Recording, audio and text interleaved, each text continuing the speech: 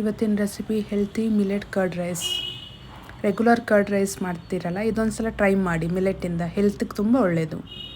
ಮೊದಲಿಗೆ ಮಿಲೆಟ್ಸ್ ತೊಗೊಳ್ಳಿ, little millets, ಯಾವ ಕಂಪ್ನಿ ಬೇಕಾದರೂ ತೊಗೋಬೋದು. ಅದನ್ನೊಂದು 2-3 ಸಲ ವಾಶ್ ಮಾಡ್ಕೊಳ್ಳಿ ನೀರು ಹಾಕ್ಕೊಂಡು.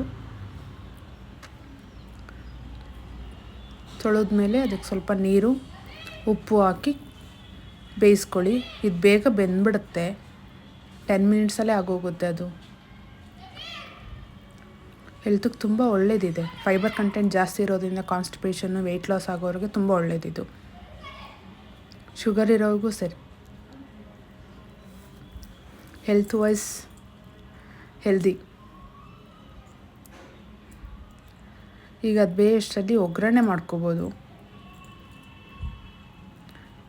ಒಗ್ಗರಣೆಗೆ ಮೊದಲಿಗೆ ಆಯಿಲ್,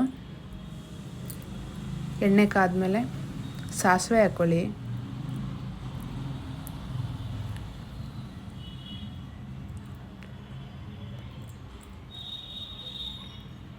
ಸಾಸಿವೆ ಸಿಡಿತಿದೆ.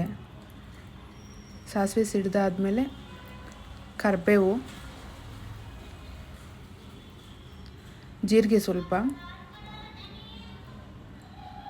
ಒಣಮೆಣಸಿನ್ಕಾಯಿ ಒಂದು 2-3, ಕಡಲೆಬೇಳೆ, ಉದ್ದಿನಬೇಳೆ ಸ್ವಲ್ಪ ಹಾಕ್ಕೊಂಡು ಫ್ರೈ ಮಾಡಿ. ಮಿಲೆಟ್ಸ್ ಆಲ್ರೆಡಿ ಕುದೀತಿದೆ, ಇನ್ನೊಂದು 5 ಮಿನಿಟ್ಸಲ್ಲಿ ರೆಡಿ ಆಗುತ್ತೆ. ಅದು ಬೇಗ ಬೆಂದ್ಬಿಡುತ್ತಲ್ವ, ಅದಕ್ಕೆ.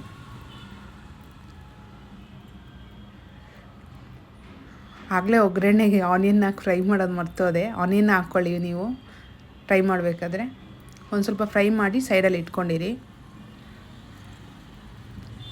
ಈಗ ಮಿಲೆಟ್ಸ್ ಬೆಂದಿದೆ, ಇದೊಂದು ಸ್ವಲ್ಪ ಕೂಲ್ ಆಗಲಿ. ಫುಲ್ಲು ಆರ್ಬೋದು, ಇಲ್ಲ ಹಾಗೆ ಹಾಕ್ಕೊಂಡು ಕಲಸ್ಕೋಬೋದು ಮೊಸರು. ಅದು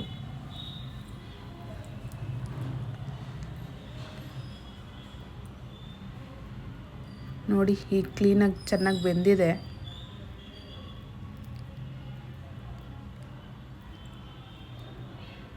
ನಾನು ನಂದಿನಿ ಮೊಸರು ಯೂಸ್ ಮಾಡ್ತಿದ್ದೀನಿ, ನೀವು ಯಾವ್ದು ಬೇಕಾದರೂ ಯೂಸ್ ಮಾಡಿ. ಅದಕ್ಕೊಂದು ಸ್ವಲ್ಪ ನೀರು ಹಾಕ್ಕೊಳ್ಳಿ,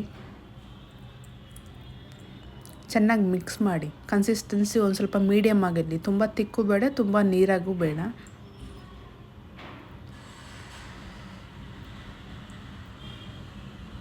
ಚೆನ್ನಾಗಿ ಕಲಸಿದಾದ್ಮೇಲೆ ಒಗ್ಗರಣೆ ಮಾಡ್ಕೊಂಡಿರ್ತೀವಲ್ವ, ಅದನ್ನು ಹಾಕಿ ಮಿಕ್ಸ್ ಮಾಡಿ ಚೆನ್ನಾಗಿ.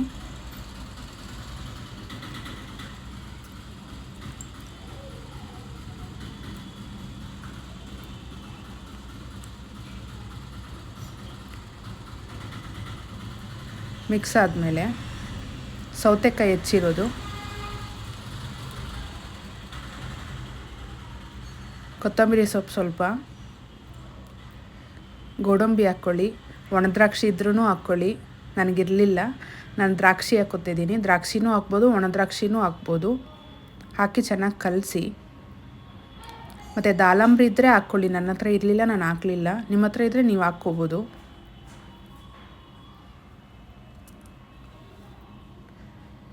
ಸಾಲ್ಟು ಬೇಯಬೇಕಾದ್ರೆ ಹಾಕ್ಕೊಂಡಿರ್ತೀವಿ, ನೋಡಿ ಎಷ್ಟು ಬೇಕೋ ಅಷ್ಟು ಹಾಕ್ಕೊಳ್ಳಿ, ನಿಮ್ಮ ಟೇಸ್ಟ್ ತಕ್ಕನಂಗೆ. ಮಿಕ್ಸ್ ಮಾಡಿ. ಈಗ ಹೆಲ್ದಿ ಮಿಲೆಟ್ ಕರ್ಡ್ ರೈಸು ರೆಡಿಯಾಗಿದೆ.